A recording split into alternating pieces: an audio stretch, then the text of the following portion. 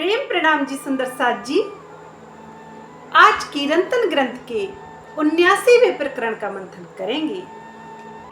इस प्रकरण में महामती श्री इंद्रावती जी ने 3 सृष्टियों के विषय में चर्चा की है।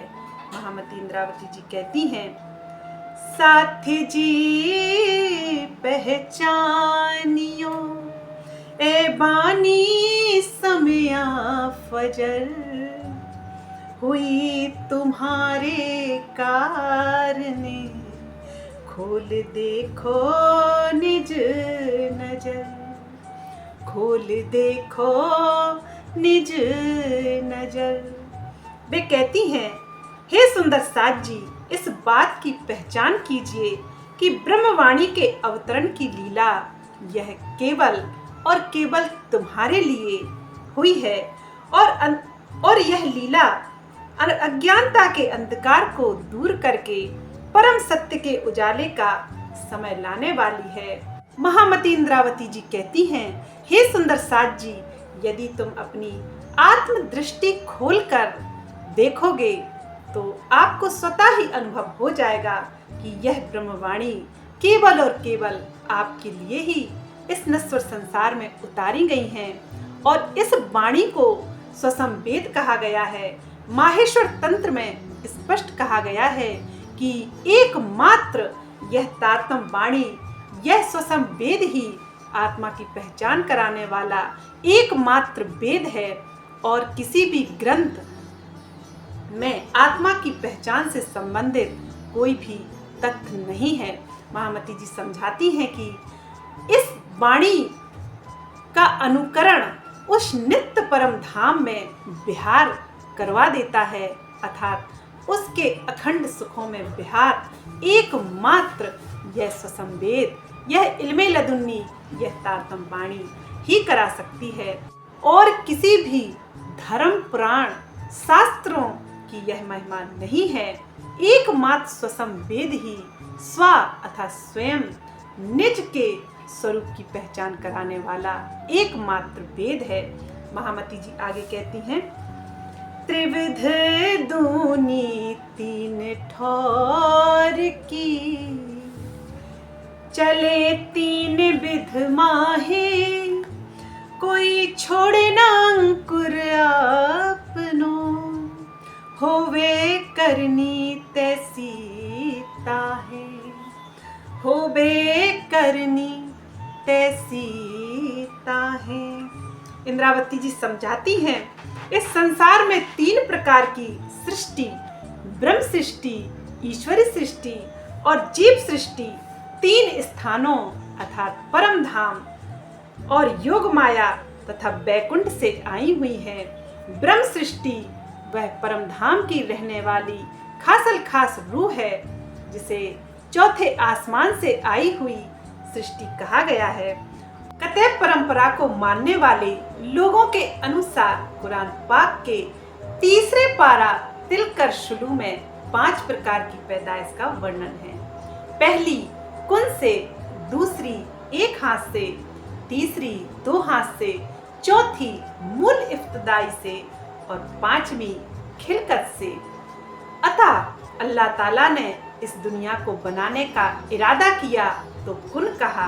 कुन का अर्थ है होना, अर्थात वे जीव सृष्टि उत्पन्न हो जाती हैं, उनको ही कुरान की भाषा में आम खलक कहा।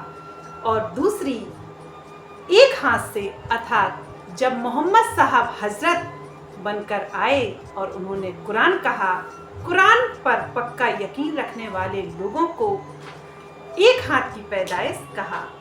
मोहम्मद साहब के बाद कुरान पाक अर्थात अल्लाह कलाम के अनुसार ईसा रूह अल्लाह अर्थात देवचंद जी और इमाम मेहदी स्वरूप श्री प्राणनाथ जी पर जो पक्का यकीन लाए, पक्का ईमान लाए, उन्हें 2 हाथों की पैदाइश कही गई।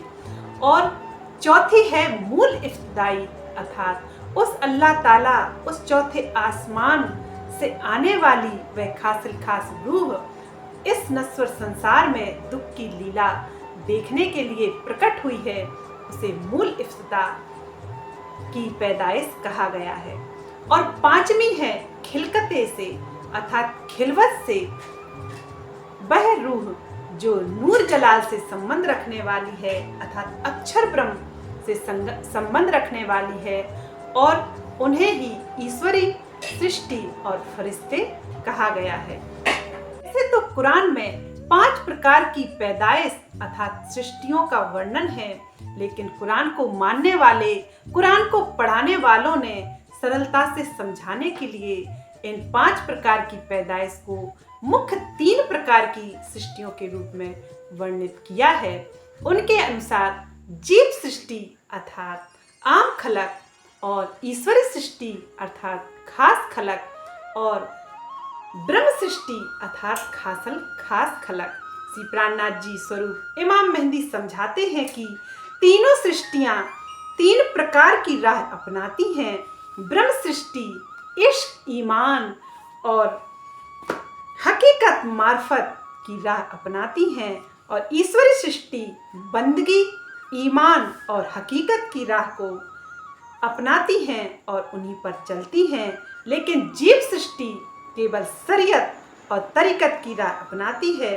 उनके ईमान का महल बालू के समान होता है, कोई भी अपने अंकुर को नहीं छोड़ती तथा उसी के अनुसार ही आचरण करती हैं। अर्थात ब्रह्म सृष्टि अपने प्रियतम को पाने के लिए इश्क और ईमान की राह अपनाती है, और ईश्वरी सृष्टि तरीकत अर्थात उपासना की राह अपनाती है, और जीव सृष्टि शरीयत की राह अपनाती है, और कोई भी किसी भी तरह से अपने अपने अंकुर को नहीं छोड़ सकती अर्थात अपनी अपनी बंदगी करती है।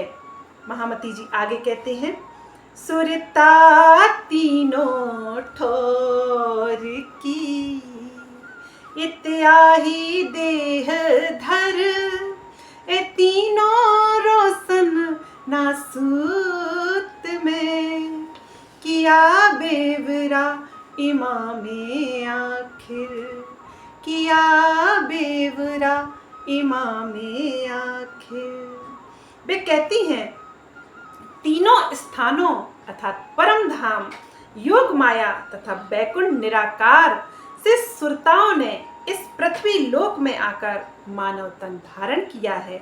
आखरुल इमाम मेहंदी साहिबुज्जमा श्री प्राणनाथ जी ने पृथ्वी मंडल में आई हुई इन तीनों सृष्टियों के ऊपर प्रकाश डाला है। श्री प्राणनाथ जी स्वरूप इमाम मेहंदी समझाते हैं कि उस दिव्य ब्रह्मपुर परम धाम, उस लाहूत, उस चौथे आसमान से आई हुई ब्रह्म सृष्टि खासल खास रूप इस फानी दुनिया, इस नश्वर संसार में माया का प्रपंचमयी और दुखमय खेल देखने के लिए आई है।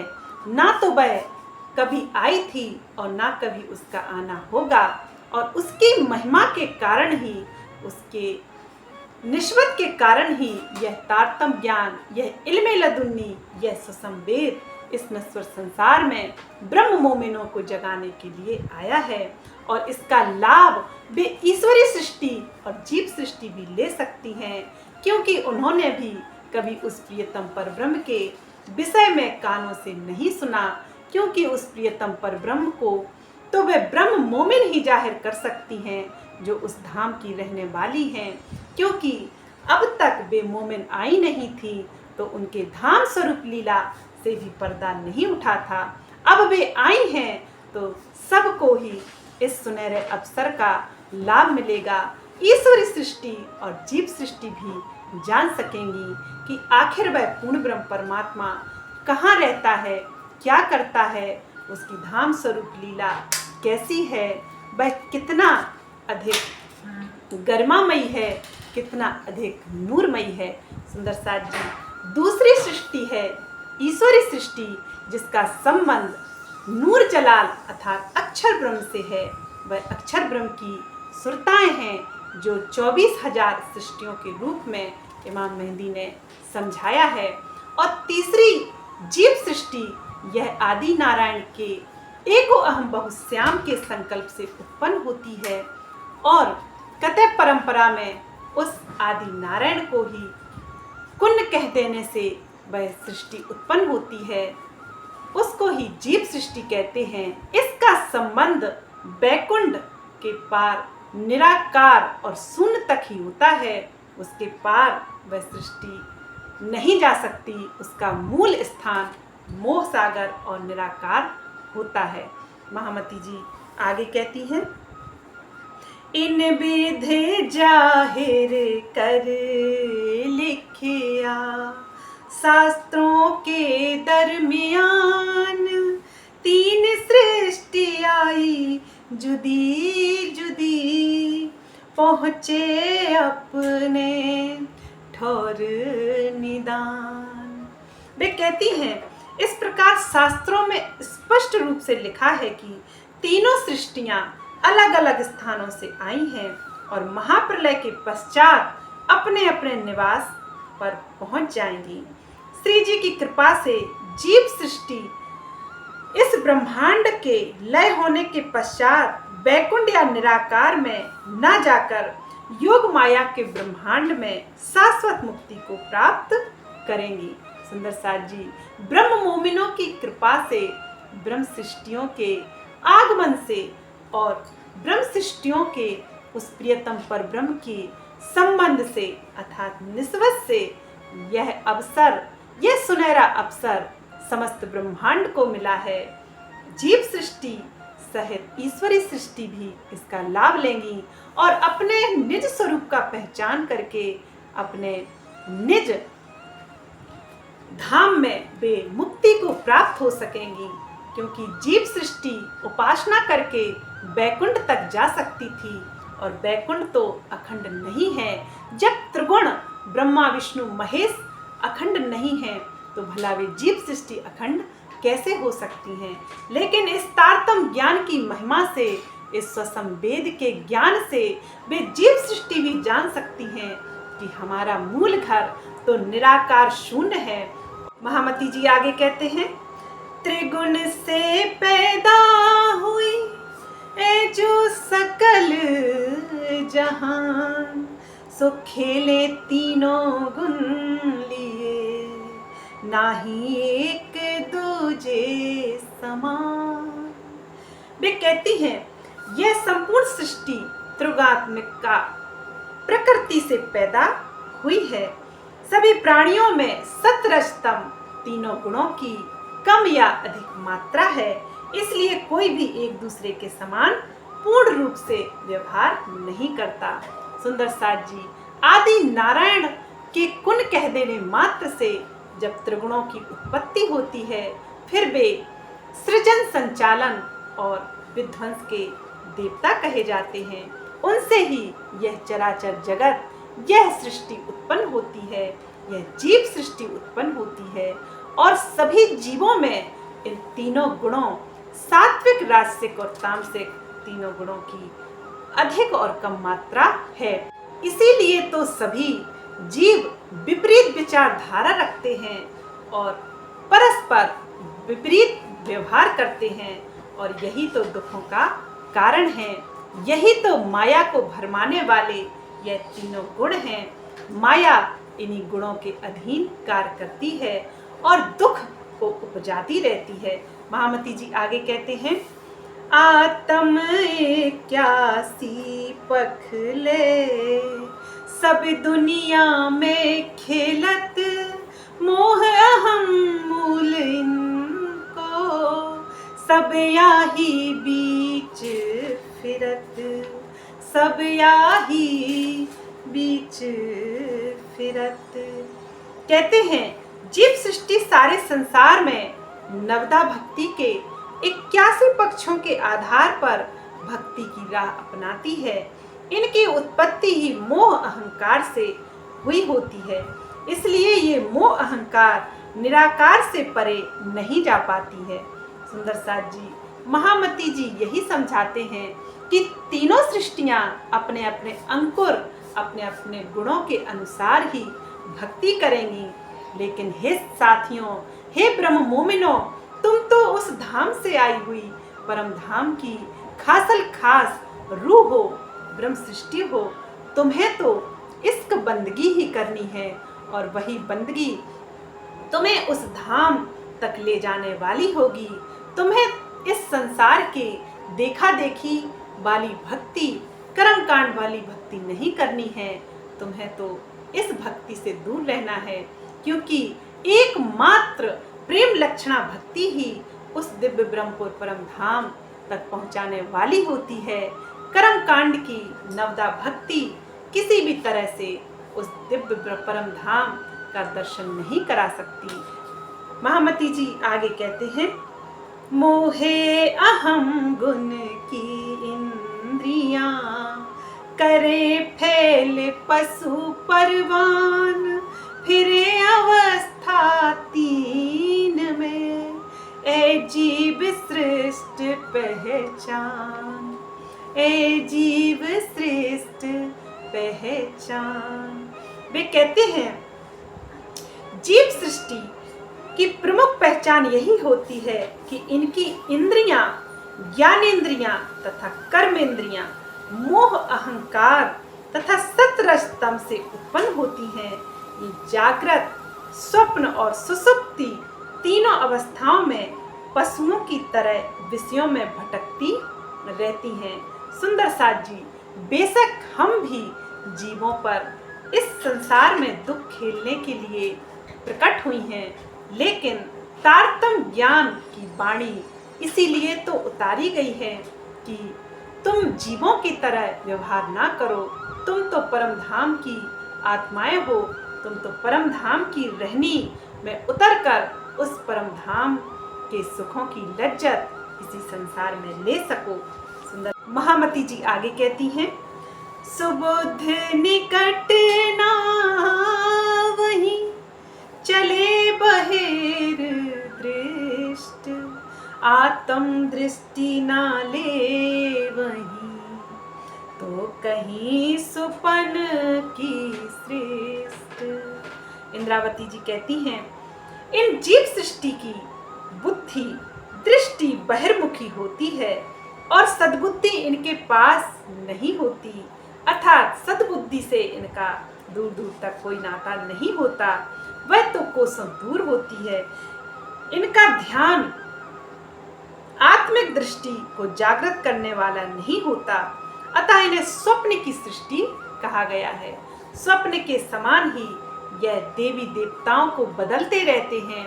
अनेक अनेक कामनाओं के वशीभूत होकर, कामनाओं की चाहनाओं के कारण वे विभिन्न प्रकार के देवी देवताओं को पूजते हैं और उन पर अविश्वास जताकर वे उन देवी देवताओं को बदलते भी रहते हैं।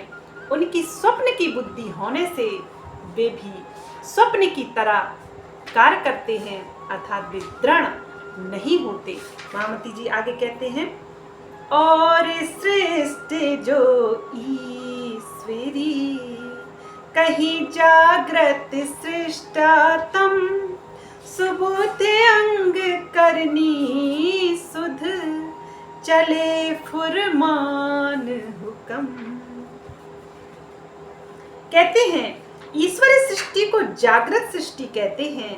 इनके हृदय में सद्बुद्धि का निवास होता है। इनका आचरण भी बहुत पवित्र होता है। ये धर्म ग्रंथों में वर्णित सत्य की राह पर चलते हैं। महामती जी आगे कहते हैं, जागृत तरफ दुनी की, सोबत सुपना ले, और देखत सुपना नींद में, ए तीनों अवस्था जीव के। इमाम मेहंदी जीव सृष्टि की पहचान कराते हुए बहुत बड़ी विशेषता यहाँ बता रहे हैं। वे कहते हैं जीव सृष्टि जागृत अवस्था में भी प्रिया माया के स्वप्न देखती रहती है और माया के कार्य करती रहती है। स्वप्न में भी वह मायावी दृश्यों को ही देखती है, वह ज्ञान से दूर रहती है।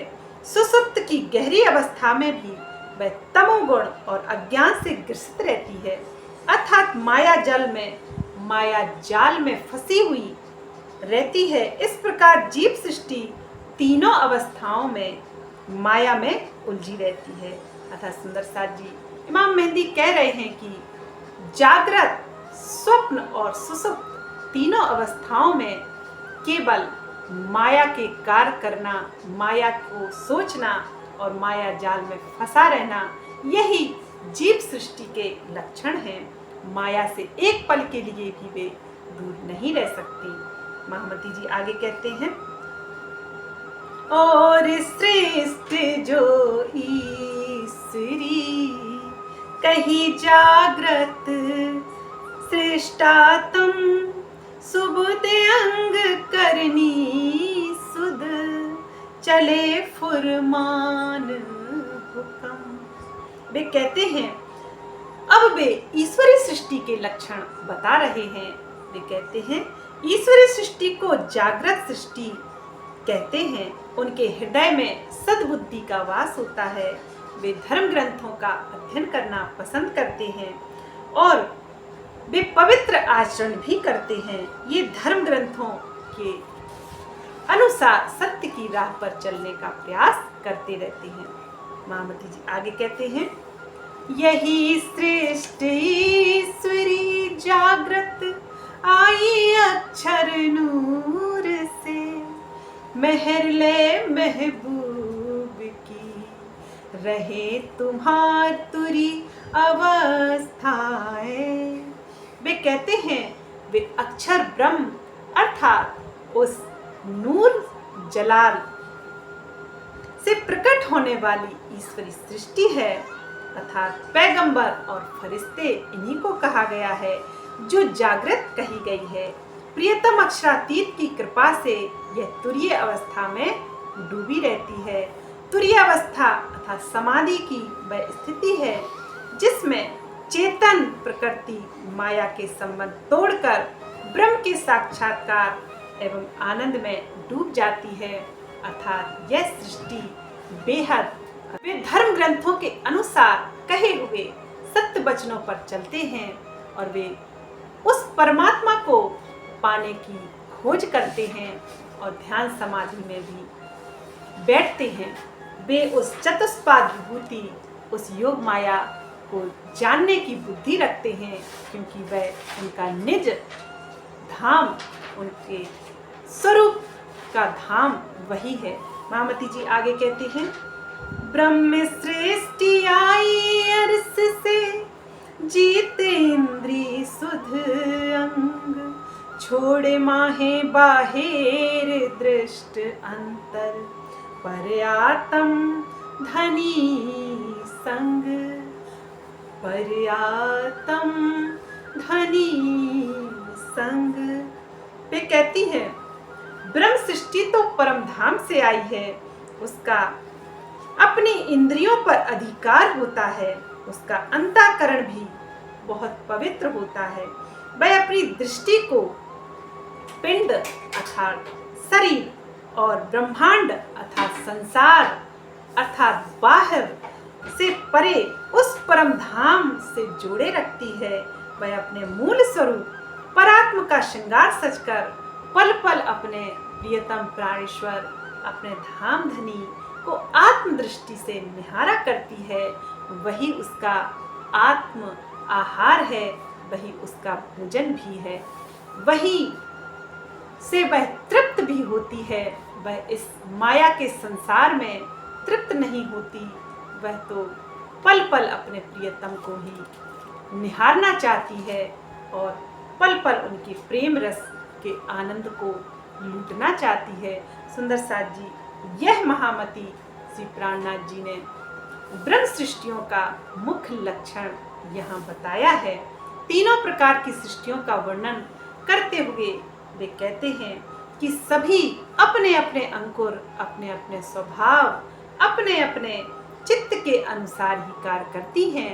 भले ही उन्हें कितना ही ज्ञान समझाया जाए, ज्ञान समझाने के बाद भी जीव सृष्टि परम धाम की प्रेममयी राह पर नहीं चल सकती और ब्रह्म सृष्टि कितना भी पूजा पाठ के लिए उन्हें प्रेरित किया जाए तो वे वहां से भी तृप्त नहीं होंगी। इसी प्रकार से ईश्वरी सृष्टि का भी कार्य है, ना तो वे माया में अधिक लिप्त होती हैं, ना तो वे माया के कार्य में खोई होती हैं और ना ही वे परम धाम की प्रेममयी राह को अपना सकती हैं। उनका भी अंकुर, उनका भी स्वभाव योग माया तक ही सीमित रहता है। सुंदर साथ जी, यह प्रकरण थोड़ा बड़ा है, इसका मंथन हम कल करेंगे। बोलिए प्राणनाथ प्यारे की जय। प्रेम प्रणाम जी सुंदर साथ जी।